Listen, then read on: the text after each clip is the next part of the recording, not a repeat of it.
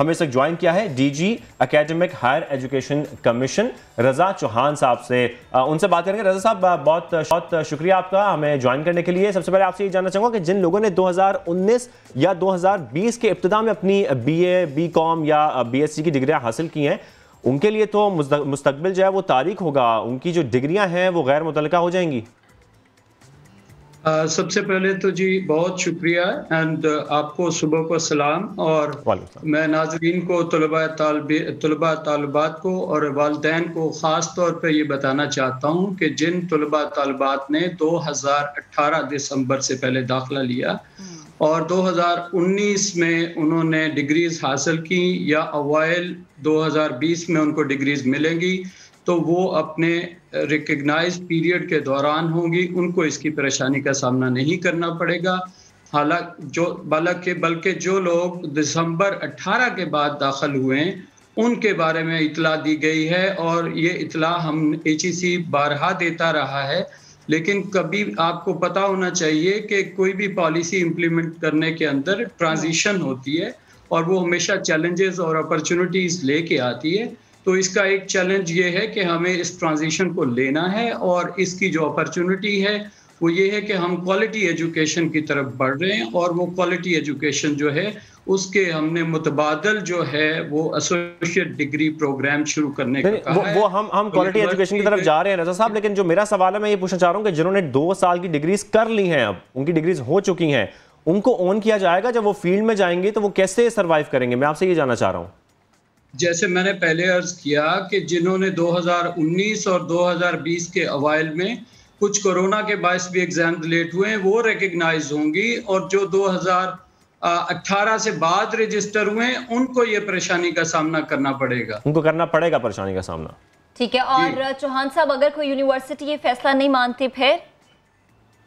देखें, उसके बारे में HEC ने पहले भी इतला दी है कि उन यूनिवर्सिटीज़ की डिग्री अटेस्ट नहीं की जाएंगी, रिकग्नाइज नहीं की जाएंगी, लेकिन उन बच्चों के लिए एक तरीक़ाकार मौजूद है कि उन्होंने जो पढ़ा होगा, यूनिवर्सिटी जो दाखिला देना चाहे उसको अपने बैचलर प्रोग्राम में वो असेस करके उसको उसके रिस्पेक्टिव प्रोग्राम में बैचलर में दाखिला दे सकती है।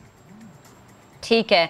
अच्छा चौहान साहब, हम अक्सर देखते हैं कि एक BA ऑनर्स की डिग्री होती है, तो क्या इस डिग्री को भी लेते हुए कुछ तब्दीलियां देखी जाएंगी, क्योंकि ये एक 4 साला प्रोग्राम होता है? जी देखिए, 4 साला प्रोग्राम बनाने का मकसद ही ये था कि ऐसे प्रोग्राम बनाए जाएं जो ब्रॉड बेस एजुकेशन रखते हों और जो प्रैक्टिकल स्किल्स दे सकते हों बच्चों को, और बच्चे अपना रोज़गार के मौके या अपनी सोशल एंटरप्रेन्योरशिप या एंटरप्रेन्योरशिप के ऊपर काम कर सकें, अपने रिस्पेक्टिव फील्ड्स में कौम को सर्व कर सकें। तो इसको मद्देनज़र रखते हुए 4 साला प्रोग्राम शुरू किए गए। और आपको मैं एक चीज़ बताता चलूँ, ये स्टार्ट का हिस्सा है कि जो CSS के रिजल्ट्स 15% से 3% तक डिक्लाइन हुए 2009 से लेकर 16 के दरमियान, उसमें 4 साला प्रोग्राम के बच्चे 19% बच्चे अपीयर हुए, और उन बच्चों ने 46% सीट्स एक्वायर की। तो ये इस चीज़ की एक अंदाज़ा देती है कि जी जिन बच्चों ने 4 साल एजुकेशन की, उन्होंने क्वालिटी एजुकेशन हासिल की, उन्होंने ना सिर्फ ज़्यादा मौके अर्न किए बल्कि उन्होंने ज़्यादा बेहतर तरीके से परफॉर्म भी किया। अच्छा रजा साहब, हमारे यहाँ तो नौकरी की जो डिग्री है उसी की बुनियाद पर नौकरी मिलती है। ऐसे तो लोगों की जो नौकरियां वो खतरे में पड़ जाएंगी, जैसा कि आप जिक्र कर रहे हैं, उनके लिए मुश्किलात हैं जिन्होंने 2018 या 19 में की हैं, और आप कह रहे हैं कि उनकी डिग्रियां बाद में मिलेंगी, तो उनके लिए तो बड़ी मुश्किलात बढ़ जाएंगी। जी शाहजेब साहब, मैंने अर्ज किया कि जिन्होंने अवाइल 2020 या 19 में डिग्रियां हासिल की हैं और वो दिसंबर 31 2018 से पहले रजिस्टर हो गए थे, उनको ये परेशानी का सामना नहीं करना पड़ेगा। जिन्होंने उस पीरियड के बाद डिग्रियां हासिल करेंगे उनको ये परेशानी का सामना करना पड़ेगा।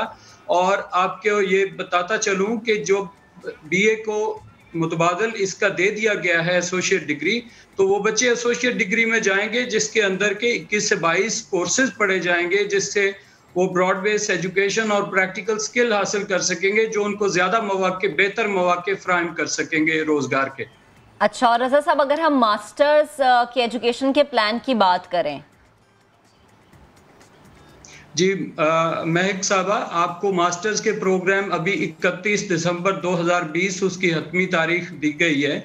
जो बच्चे इसके बाद दाखिल होंगे उनको चाहिए कि वो अभी से अपने अपने रिस्पेक्टिव बैचलर्स के अंदर दाखिला लें और ताकि बेहतर तालीम हासिल कर सकें। आप सब जानते हैं, पूरी कौम जानती है कि जो 4 ईयर बैचलर प्रोग्राम्स होता है वो 40 से 46 कोर्सेज पे मुश्तमिल होता है, जिसमें उनको ना सिर्फ तालीम दी जाती है बल्कि प्रैक्टिकल स्किल भी दी जाती है, बल्कि सोशल स्किल्स भी दी जाती हैं, ताकि वो मुआशरे का एक अच्छा शहरी बन सकें।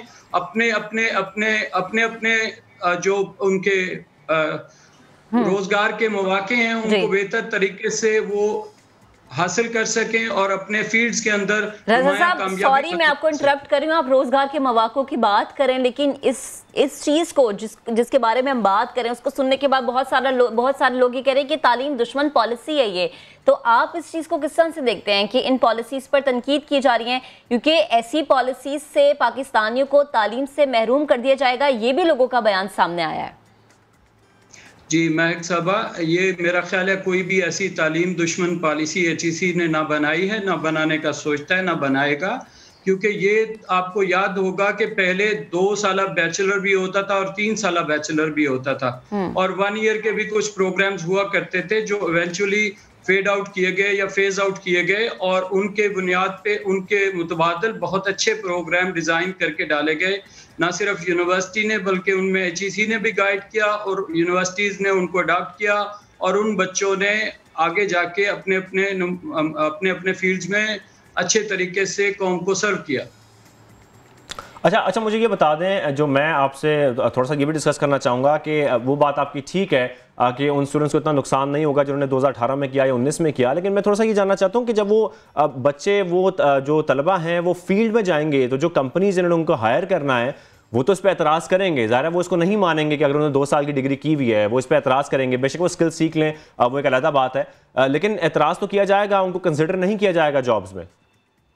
देखें, हर मुलाजमत की जो है एक रिक्वायरमेंट होती है। किसी मुलाजमत की रिक्वायरमेंट एक BA है, किसी मुलाजमत की रिक्वायरमेंट जो है 16 साल एजुकेशन है जो कि 4 ईयर बैचलर्स है, तो वो उसके मुताबिक ही इनवाइट किए जाएंगे और उसके मुताबिक ही असेस किए जाएंगे। लेकिन जब एक बैचलर बच्चा करेगा और उसका मुतबादल एसोसिएट डिग्री मौजूद होगा और उसकी इक्विवेलेंस जो है 14 साल तालीम के मुताबिक मिलती रहेगी, तो मेरा नहीं ख्याल कि ऐसा कोई मौका आएगा कि उन लोगों को ये चैलेंज का सामना करना पड़े। ठीक। और चौहान साहब, वो तलबा या तालिबात जो कि घर बैठकर बतौर प्राइवेट उम्मीदवार इम्तिहानात की तैयारी करते हैं, उनके इम्तिहानात या जो चीज़ उन्होंने सेलेक्ट की उस पर कोई असर पड़ेगा?